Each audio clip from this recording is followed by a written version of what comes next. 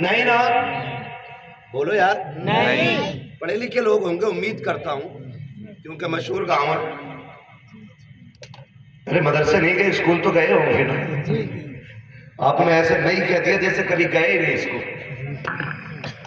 ہے نا بھئی؟ مٹھی میں لے کے کوئی کاغذ پیدا نہیں ہوتا ہے۔ اگر کاغذ لے کے پیدا ہوتا تو کتنے بیٹے اپنے باپ سے اسی لیے ناراض کیوں ہوتے کہ ابا نے ابھی تک زمین نہیں دی ہے نا؟ شادی ہو کے آئی، شادی ہونے کی سب سے زیادہ خوشی اگر کسی کو ہوتی ہے نا تو باپ کو ہوتی ہے۔ کسے؟ باپ کو۔ یہ تو ڈھلوے ہوتے ہیں جو یار بن کے دولہا کے جیسے کپڑے بنائے گھومتے ہیں، انہیں خوشی اتنی نہیں ہوتی ہے، انہیں صرف کپڑے پہننے کی خوشی ہے۔ لیکن اس باپ سے پوچھو جس نے 25 سال یہ خواب آنکھوں میں سجا کے رکھا کہ بیٹا جوان ہوگا تو چہرہ دیکھا جائے گا، یہ دہلیز پہ ہوش کی قدم رکھے گا تو دلہن کا انتخاب ہم کریں گے۔ اس باپ سے پوچھو جب بیٹا دولہا بنتا ہے اس کی خوشی کا عالم کیا ہوتا ہے؟ وہ ہوتا زمین پر ہے لیکن اڑتا آسمانوں میں ہے۔ سب سے زیادہ تمہاری شادی کی خوشی ایک باپ کو ہوتی ہے، اور ماں سبحان اللہ، ماں تو اسی دن سے بس خوش ہو جاتی ہے جس دن سے شادی کا دن مقرر کیا جاتا ہے۔ اور بہنیں اگر اس پریوار کی میں بات کروں تو حد سے زیادہ خوش، اور ایکو کم کرو، آپ نے آواز کم کی کہ ایکو بول رہا ہوں میں، ایکو تھوڑا سا کم کر دیں، ہاں بس۔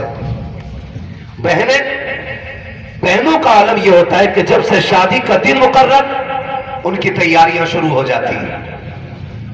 بہن اگر شادی شدہ ہے تو اپنی سسرال میں الگ الگ کہتی ہے میرے بھائی کے شادی کا وقت قریب آ گیا ہے، شادی کا دن مقرر ہو گیا ہے۔ محلے کی ہر عورت سے بہن بھائی کے شادی کا ذکر کرتی ہے۔ سب سے زیادہ خوشی پریوار والوں کو ہوتی ہے۔ ہم نے تو یہاں تک دیکھا ہے کہ جب شادی کا دن آتا ہے بھائی دولہا بنتے ہیں، بہنیں بھائیوں کی نظریں اتارا کرتی ہے، کوئی پانی چھڑکتی ہے، کوئی نظر اتارتی ہے، کوئی کاجل کا ٹیکا لگاتی ہے، میرے چاند کو کسی کی نظر نہ لگ جائے، میرے لال کو کسی کی نظر نہ لگ جائے۔ اور جب یہی بیٹا دولہا بن کے چلتا ہے ماں دروازے تک رخصت کرنے کے لیے آتی ہے، چاہے تمہارا خدا حافظ ہے۔ میں پوچھنا چاہتا ہوں ایک ایک نوجوان سے کہ جس کو سب سے زیادہ خوشی تیری شادی کی تھی وہ یا تو تیری ماں تھی یا تیرا باپ تھا یا تیری بہن تھی یا تیرا بھائی تھا، 4 دن شادی کو کیا گزرے گئے کہ تیری زبان سے سب سے پہلے جو تلخ جملہ سننے کو ملتا ہے یا تو ماں کو سننے ملتا ہے یا باپ کو سننے ملتا ہے یا بہن کو سننے ملتا ہے یا بھائی کو سننے ملتا ہے۔ میں پوچھنا چاہتا ہوں آخر رشتوں نے بگاڑا کیا ہے؟ انہوں نے کیا بگاڑا کہ تمہارا بہن سے نفرت کیسے ہو گئی؟ بہن تو وہ تھی کہ جو تو دولہا بن رہا تھا تیرے چہرے پہ کھڑے ہو کر کے تیری نظریں اتار رہی تھی اور بار بار کہتی تھی مالک میرے بھائی کو نظر نہ لگ جائے۔ ارے جب تو دولہا بنا تھا ماں تجھے چھوڑنے دروازے پہ کھڑی تھی، جب تو دولہا بن کر کے سسرال میں گیا تھا باپ کے پیر زمین پہ نہیں لگتے تھے، آج یہی سب سے بڑا دشمن ہو گیا۔ کہتے مولوی صاحب میرے ابا کو سمجھا دینا، مجھ سے نفرت کر رہے تھے، خدا کا واسطہ دے کے کہتا ہوں کبھی باپ پہ الزام نہ لگانا، کبھی ماں پہ الزام نہ لگانا۔ خدا کی قسم اگر تجھ کو یہ پتا چلے کہ باپ ناراض ہو گیا ہے، ماں ناراض ہو گئی ہے، تو ماں باپ سے تحقیق نہ کر، اپنی بیوی کو بیٹھا اس سے 2 باتوں میں بات فائنل کر، اس سے کہتے سن تیری جنت میرے قدموں میں ہے، میری جنت ماں باپ کے قدموں میں ہے، اگر تجھ کو اپنی جنت بچانی ہے تو میری جنت کی حفاظت کرنا تیرا کام۔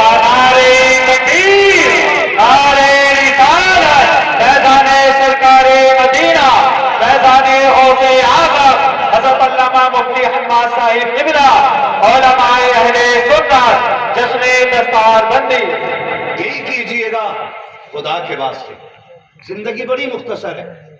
باپ 25 سال اولاد کو سینے سے لگا کے پالتا ہے، کتنے سال؟ 25 سال۔ 25 سال بعد، اور 25 سال کے بعد جب ہم اپنی بیوی کے پڑھائی میں آ جاتے ہیں نا تو پھر سیدھی بات ڈائریکٹ کہتے ہیں نہیں ابا سے ہماری خوشی نہیں دیکھی گئی، پاگل ہے تو، باپ تو تیری خوشی کے لیے اپنے جان تک کی بازی لگا گیا تھا، آج اسے تیری کس بات سے جلن ہوگی؟ آج کس بات سے گھٹن ہوگی اسے؟ تجھے ہوش بھی نہیں ہے، جب تیرے اسکول کی فیس جمع نہیں ہو رہی تھی اور گھر میں کوئی شے بھی نہیں تھی، کوئی کام کا ذریعہ بھی نہیں تھا، تو ماں نے اپنے کندن بیچ کے تیری فیس جمع کی تھی۔ آج اس ماں کو جلن ہونے لگی، آج کہتے ہیں یہ ماں ہماری دشمن ہو گئی ہے۔ خدا کے واسطے نوجوانوں کبھی غور کیجئے گا، آپ نے دیکھے ہوں گے، میں نے بہت دیکھے، رات دن سفر میں رہتے ہر طرح کے لوگوں سے ملاقات ہوتی ہے، آپ نے بھی دیکھے ہوں گے کہ اولاد اگر اپاہج ہوتی ہے نا، ماں باپ پوری زندگی نہیں چھوڑتے اولاد کو۔ دیکھیے کہ نہیں تم نے؟ پوری زندگی اگر بیٹا صحیح سالم وہ ہاتھ سے کھانا نہ کھاتا ہو، پیر سے چل نہیں پاتا ہو، ماں باپ جب تک زندہ رہتے ہیں اس بیٹے کی نوکری کرتے ہیں، نوکری، وقت پہ کھانا کھلانا، وقت پہ نہلانا، وقت پہ اس کی ساری ضرورتیں پوری کرنا۔ ماں باپ تو تمہیں محتاج سمجھ کے بھی چھوڑ کے نہیں گئے، اور ہم نے ماں باپ کو چھوڑ کے محتاج بنا دیا۔ ہم ماں باپ کو چھوڑ کے محتاج بنا دیتے۔ اگر اللہ نے ماں باپ دیے نا تو پھر ماں باپ نہ چھوڑنا، ماں باپ بالکل مت چھوڑنا، اس لیے کہ دنیا کی سب سے بڑی دولت اللہ نے اگر کوئی دی ہے تو وہ ماں باپ کی شکل میں عطا فرمائی ہے۔ ناراض لگ رہے ہیں آپ مجھے؟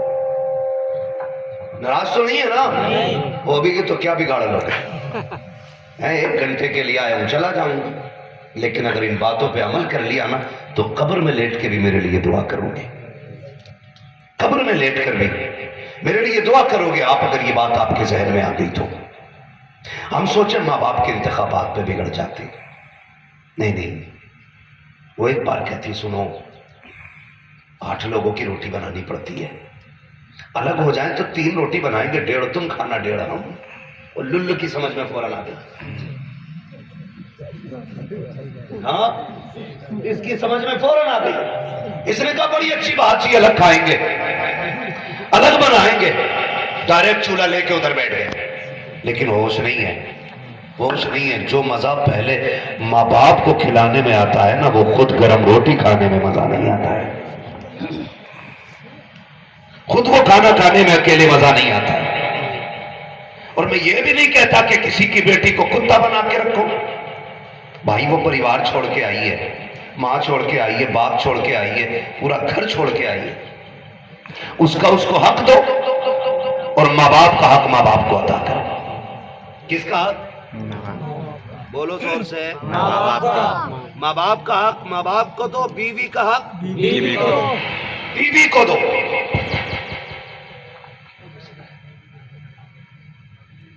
حقوق کی پاسداری کرو، حقوق کی پاسداری کرو، اور یہ تو کٹ جاتی ہے، امیر کی بھی اور غریب کی، امیر کی بھی اور غریب کی بھی، غریب کی بھی ہے۔ ہاں کوئی کاغذ ماں کے پیٹ سے لے کے پیدا نہیں ہوتا، زور سے لے کے پیدا نہیں ہوا، ہوتا کیا ہے؟ ابا الگ کر دے نا تو پھر کہہ رہا ہے ابا زمین نہیں دے رہے، مولانا سمجھاؤ نا، 3 بچے بڑے ہو رہے ہیں، کوئی ٹھلوا کچھ کرتا ہی نہیں، ابا کی زمین پہ پلنا چاہ رہا ہے نا۔ میں آپ کو یہ بتانا چاہ رہا ہوں، زمین کے مالک ہم، مکان کے مالک ہم نہیں ہے، اس کل کائنات کا مالک صرف اللہ ہے۔ کون ہے؟ اللہ۔ زور سے بولو جلدی سے، اللہ ہے، ہم تو کرایہ دار ہیں، مسافر ہیں۔ ہم سے پہلے باپ مکان کی پلیٹ باپ کے نام کی تھی، ان کے بعد ہمارے نام کی، ہم بھی قبرستان چلے جائیں گے، پھر کس کے نام کی؟ بولو جلدی سے، اولاد کے نام کی، پھر وہ قبرستان جائے گی، پھر اس کے اولاد کے نام کی پلیٹ لگنی ہے، تو یہ کسی کا گھر نہیں ہے۔ پھر اس کے لیے حرام حلال کی تمیز کیے بغیر دولت کا اکٹھا کرنا کیا؟ ڈاکٹر صرف آج نا، وہ دور پہلے تھا جب لوگ ڈاکٹر اس لیے بناتے تھے انسانیت زندہ رہے، اور آج ڈاکٹر بنا ہی اس لیے رہا ہے تاکہ لوز کھسوڑ دونوں ہاتھ سے ہو جائے۔ کوئی ڈاکٹر ہو تو برا نہ مانیو، لیکن ہم جانتے ایک پیراسیٹامول کی ٹیبلٹ آپ میڈیکل سے 1 روپے میں مل جاتی ہے، وہی ٹیبلٹ اگر ہاسپیٹل میں MBBS ڈاکٹر لکھے تو وہی 2 روپے کی ٹیبلٹ 100 روپے کی ملتی ہے۔ سمجھ رہے ہیں کچھ میری بات؟ اور اس تعلیم کے لیے کتنا پیسہ لگا؟ کروڑوں روپے لگتے ہیں تب جا کے نا پرائیویٹ میں بندہ MBBS کرتا ہے. کتنے؟ پھر سر ہلا رہے ہیں آپ لوگ. کروڑوں روپے لگتے ہیں تب جا کر کے بندہ MBBS کی ڈگری حاصل کرتا ہے. میں تعلیم کا مخالف نہیں ہوں, میں تعلیم سے روکنے کی بات نہیں کرتا, میں تو بس اتنا کہنا چاہتا ہوں جس تعلیم کو حاصل کرنے کے لیے ہم کروڑوں روپے میں آگ لگاتے ہیں وہ انسانیت کا الف نہیں سکھا پاتی ہے. جس تعلیم کو حاصل کرنے کے لیے ہم اپنی جائیداد میں آگ لگا دیتے ہیں وہ ایک انسانیت کو زندہ رکھنے تک کی حد تک بھی محدود نہیں ہے. میں غلط نہیں کہتا, بڑے بڑے ہاسپٹل جا کے دیکھو, پتا چلا موت 3 دن پہلے ہو چکی ہے لیکن مردے کے آکسیجن لگا کے اس کے پھیپھڑے چلائے جا رہے ہیں تاکہ لمبے سے لمبا بل بنایا جا سکے, زیادہ سے زیادہ پیسہ لیا جا سکے. اگر آپ کہو کہ یہ کیسے ہو سکتا ہے, میں انکار نہیں کرتا. میرے بھائی کان کھول کے سن لیجئے گا, اگر انسانیت ڈاکٹروں میں زندہ ہوتی, سب کی بات نہیں کرتا, اللہ ماشاءاللہ اچھے بھی ہوتے گئے, لیکن اگر ہر ڈاکٹر کے اندر انسانیت زندہ ہوتی تو لاش دینے سے پہلے کوئی بل کا طرفدار نہ ہوتا, لاش دینے سے پہلے کوئی پیمنٹ فائنل نہ کراتا. پتہ یہ چل گیا کہ زندگی بانٹنے والے نہیں, یہ زندگی چھیننے والے لوگ ہیں. خدا کے واسطے تعلیم وہ حاصل کرو جو تمہیں دنیا میں بھی بچا لے اور آخرت میں بھی بچا لے. نعرے تکبیر, نعرے رسالت, فیضان سرکار مدینہ, علماء اہل سنت, جشن دستار بندی, نعرے تکبیر, نعرے رسالت. ادھمپورے میں اتنے مسلمان ہیں, ووٹ کتنے ہیں تمہارے گاؤں میں؟ 6,000 ووٹ.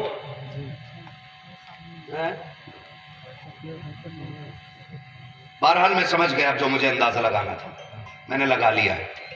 اب میں مبارکباد پیش کروں گا ان لوگوں کو کہ اس گاؤں کے اندر اتنا بڑا کام دین کا کر رہے ہیں جس میں 4 لوگوں کو جلسہ سننے کی توفیق نہ ہو. اتنا بڑا کام اس گاؤں کے اندر کرنا یہ ان کی بہت بڑی قربانی ہے. اس بستی کے کتنے لوگ بیٹھے ذرا محفل میں ہاتھ اٹھا کے بتا دیں. سبحان اللہ, ساری بستی کے لوگ ہیں ماشاءاللہ, ہاتھ نیچے کر لیں. توجہ ہے نا سارے لوگوں کی؟ بڑا میں آپ کو سمجھ رہا ہوں کہ آپ بہت دیندار ہوں گے اس گاؤں کے لوگ جتنے یہاں پہ آ گئے. اور یہ آپ کا کمال نہیں, یہ والدین کی تربیت کا کمال ہوتا ہے. جب ماں باپ اچھی تربیت دیتے ہیں نا تبھی رات کے 12 بجے کوئی بیٹا حضور کی محفل میں آیا کرتا ہے. ورنہ لوگ تو یہ کہتے ہیں نیند اچھی ہے جی, نیند اچھی ہے. کون جا کے مولویوں کی باتیں سنے, کیا ضرورت ہے ان کی باتیں سننے کی. ہماری باتیں نہ سنو, ہم اپنی بات کریں تو سنو. اگر بات حضور کے دین کی ہونا تو سمندر پار بھی جانا پڑے تو حضور کے دین کی بات ضرور سنیے گا. اس لیے کہ ہمارا وجود ہی اگر قائم ہے نا تو حضور کی وجہ سے قائم ہے, حضور کی وجہ سے. بڑی بات ہوتی ہے ادارہ چلا رہے ہیں, استاذ کون ہے جو پڑھا رہے ہیں؟ قاری ممتاز صاحب. اور بھی آپ کے ساتھ میں کون؟ قاری انصار صاحب, قاری احمد علی صاحب کو دونوں دیکھیں اللہ والے سامنے بیٹھے ہوئے. ایک بات سمجھاؤں آپ کو, امید ہے سمجھ جائیں گے سارے نوجوان جی, ٹھیک ہے نا. ہم اسکول میں ایڈمیشن کرانے جاتے ہیں, اسکول میں اچھے اسکول میں نہیں, میڈیم اسکول میں بھی اگر جاؤ, بہت ہائی فائی کوالٹی کی بات نہیں کر رہا ہوں, میڈیم کوالٹی کے جو انگلش میڈیم اسکول ہونا ان میں اگر ایڈمیشن کرانے جاؤ تو جب جا کے آپ بیٹھو گے نا, آپ کو جو ایک گلاس پانی پلایا جاتا ہے نا, آپ سے اس کی بھی قیمت لے لی جاتی ہے. ایک گلاس پانی کی بھی قیمت لے لی جاتی ہے. اور ہوتا کیا ہے وہاں پہ معلوم؟ جیسے آپ جا کے بیٹھے, کیا بات ہے ایڈمیشن کرانا ہے, وہ آپ کو نا اپنا پورا بیورا دیں گے. اس میں لکھا ہوگا ڈریس 3,000, کورس 7,000, جوتے 800, وین خرچ 7,000 مہینے کا, اسکول فیس سال کی 60,000 70,000, اور وہ آپ کے ہاتھ میں تھما کے کہتے ہیں یہ سارا آپ کو ہمارے یہاں سے لینا ہے. ایسے ہی ہوتا ہے کہ نہیں؟ بولو. اگر آپ کے بچے کے پیر میں جوتا نہیں ہے گیٹ پہ روک دیا جاتا ہے. ڈریس کمپلیٹ نہیں ہے باہر رہو. اگر آپ بچے کی کتابیں اسکول سے نہیں لے رہے، اندر نہیں آ سکتے آپ. سلام کرو مدرسوں کو کہ جس کے پیر میں ٹوٹی ہوئی جوتی بھی ہوتی ہے نا، اگر اسے کوئی سینے سے نہ لگائے تو مصطفیٰ کے یہ دین کے ادارے اسے اپنے سینے سے لگا لیا کرتے. یہ مدرسے اپنے سینے سے لگا لیا کرتے ہیں. کپڑے پھٹے ہوتے ہیں پھر بھی مدرسے سینے سے لگاتے ہیں. اور آج بھی سب سے زیادہ مظلوم یا تو مدرسے ہیں یا مدرسے چلانے والے ہیں. ہماری قوم نے کتنی بڑی ناانصافی کی ہے. جو لوگ زکاتیں کھاتے رہ گئے، جن لوگوں نے فطرے وقت پہ نہیں دیے، جن لوگوں نے عشر نہ دے کر کے اپنی کمائی کو حرام بنا کر کے کھایا، وہ لوگ کہتے ہیں کہ مولوی حرام کھایا کرتے ہیں، مولوی زکات کھایا کرتے ہیں. غیرت آنی چاہیے. اس قوم کے خلاف زبان نہ کھولیے گا، ان کی توہین نہ کیجیے گا. یہ کوئی لاوارث نہیں ہے، ہلکے میں مت لینا. خدا کی قسم یہ اتنی عظمتوں والے ہیں. یہ کوئی لاوارث نہیں، یہ تو وہ ہے جن کا کعبے والا بھی وارث ہے اور خود مدینے والا بھی وارث ہے. نعرہ تکبیر، نعرہ رسالت، فیضان سرکار مدینہ، علماء اہل سنت، جشن دستار بندی. نعرہ تکبیر، نعرہ رسالت. سوچے تو صحیح، آج ایک ڈاکٹر ایک حافظ کی